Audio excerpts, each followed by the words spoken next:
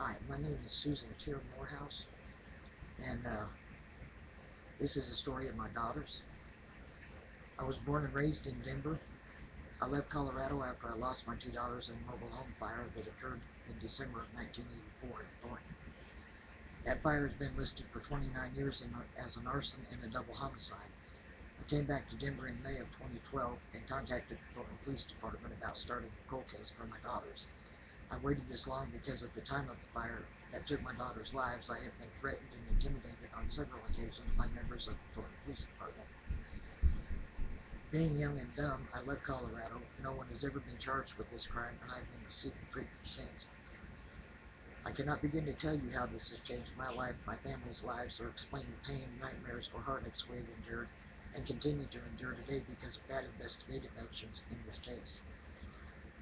After being discharged from the hospital in 1984, I started going to the police department and getting copies of the reports. I wanted to know what was being done. My daughters were gone, and I wanted to know why.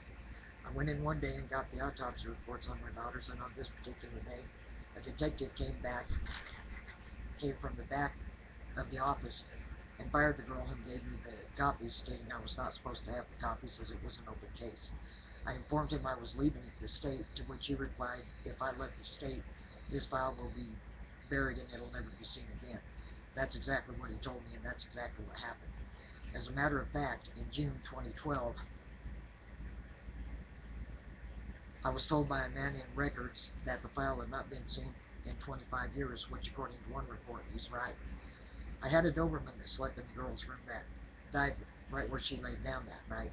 Never moved and she never barked. I mentioned on that night that knowing the dog as I did, she would have barked, run around, something, but she would not lay there and burn to death without trying to escape.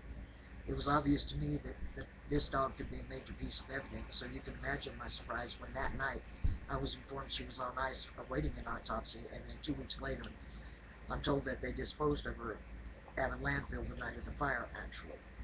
We were also told at the time of this fire that the two lead investigators were trained arson investigators, which they were not. Thornton Police Department was given every opportunity to clear this case and investigate it the way it should have been investigated, and I truly feel this investigation, or lack of it, which I lean towards, was barely started and was never finished. When I first got this started back in 2012, members of my family and I were meeting with Thornton Police Department, Colorado Bureau of Investigation, and eventually the Adams County DA's office. Other than CBI, this has been the second worst nightmare of my life. The first time we met with Thornton Police Department, one officer actually stood up and looked me eye to eye and simply stated, we're not going to stall you anymore. The stalling he was talking about was the fact that Thornton Police Department had already told us that the case file on this arson and double homicide were nowhere to be found. What? They did tell us that they had people looking in several different places for it, that it could have been misfiled, lost, disposed of, but they could not find it. That was June of 2012. Then in May of 2013, I received a new report that clearly states that the evidence for this case was actually disposed of and destroyed on or around 8/23/88. Not even 4 months after my daughter's lives were taken. Funny thing, I thought if a murder was committed, the evidence had to be held until the case went to court. I don't think I'm wrong, and if I am, the law should be changed, but I'm not wrong. In May of 2013, we were still waiting for the Thornton Police Department to find the case file. When I told Thornton Police Department that I had copies of some of the reports, they all looked at me like, what? How? They were so excited they asked if they could actually follow us home and run copies of the reports I had that night. I said no. I'm figuring by now if they lost the files once, they'll lose them again. I'm no longer willing to take that chance. Not only that, but the whole time we've been waiting for them to find the files, they have known this whole time that they disposed of them. They knew. So much for not stalling around anymore. We received very little help on this case in 1984 from the Police Department and have gotten nothing but lies, deceit, stalling, and heartache and disappointment in 2012 to 2013. The Police Department was given several leads back in 1984 that I know were never followed up on.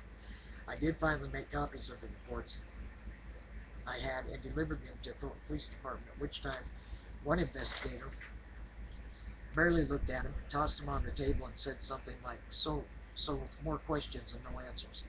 CBI did have a couple of lab reports on the evidence collected that night in 1984, at which time it was determined that an accelerant was used and that it was arson.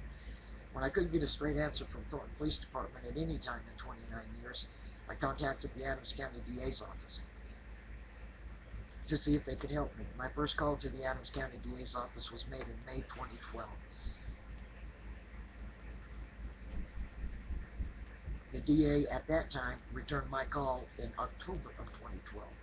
Was the man really that busy? 6 months? The DA's office did assign a few people to the reinvestigation of this case. I thought things were finally coming together. This is my third worst nightmare. I have 13 business cards from 13 different members of the police department at this time, and not one of them has lifted a finger to help. The DA's office did assign Thornton Police Department to do the re-interviewing of people involved that night in 1984, and I guess they thought the one they did conduct was enough. It's just not enough for me.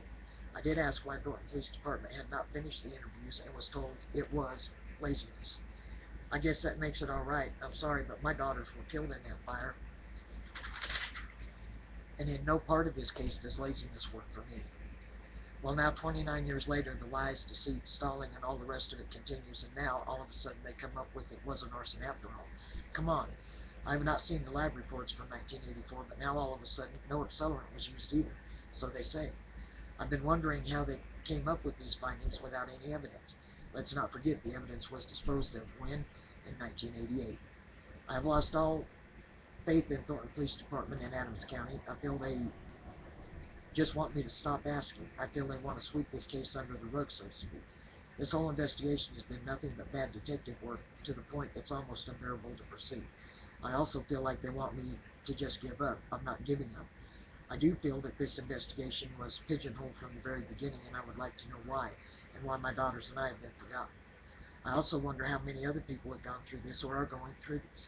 I do not understand why. I cannot get a straight answer to my questions, except that this investigation was doomed from the start because of shoddy detective work and carelessness. I don't think I or anyone else should have to go through the mess they're putting me through, and as far as I'm concerned, they cannot be trusted. One more time, I have very few answers and a million questions, and no more time. And one more time, no one seems to care. These are a few of my questions. Why wasn't my dog autopsy?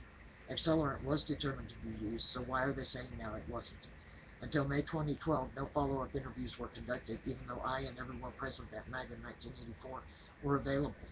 There were other fires that occurred in that trailer park after the fire that killed my daughters. Were these fires also pigeonholed? After leaving Colorado in 1985, I was never contacted about this case, even though they knew my location. Who in Thornton Police Department signed the evidence disposal sheet on an open double homicide just 3.5 years after the crime was committed? I feel every law enforcement agency involved owes us answers to these questions. They owe us that. I have tried to help in every way possible, but my offers have been rejected or ignored. Thornton Police Department has had this case for 29 years. Because they were doing nothing, I contacted a reporter. He found out more in 36 hours than Thornton Police Department did in 29 years. I am well aware of modern science, so why all the problems with this case? I waited this long to start this cold case because things were so bad back in 1984 and 85, and I did not want to have to deal with the lead investigators from back in 84. I was really hoping they had retired or were no longer with the department. I would like you to know I drive by that mobile home every day in my mind, wondering if I could have done something different. I still hear my daughters screaming for me. That does not change. It has not, and will not bring my daughters back to me. But they are my daughters. And why are they so unimportant that Thornton Police Department will still do nothing, even after dooming the investigation in 1984? In closing, all I can say is the people of Colorado should be asking themselves, am I next?